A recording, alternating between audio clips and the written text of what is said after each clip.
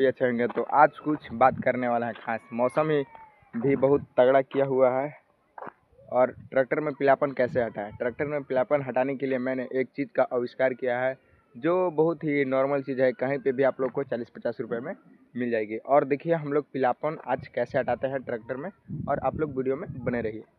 लोग इस रिम को कलर तो जो रिम में पीलापन पड़ चुका है उसको आज हम लोग हटाएंगे। तो आप लोग देख सकते हैं ये रिम में पीलापन बना हुआ था और इस साइड में हट चुका है। बिना किसी देरी को काम को करते हैं स्टार्ट। और कोई भी बंदा नहीं है, इसीलिए मैं स्टैंड पे कैमरा खड़ा करके खुद अपने आप में लग गया हूँ और मैं केमिकल को चारों तरफ फैलाने लगता हूँ। इसके लिए मैंने इस्तेमाल किया है ब्रश को।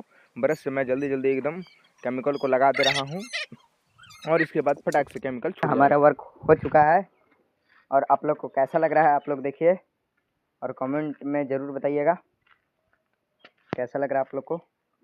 बस ये हो गया और ये बचा हुआ है। और क्या चीज़ हम लोग कर रहे थे क्या से, वो है हमारे पास प्रोडक्ट ये हार्पिक।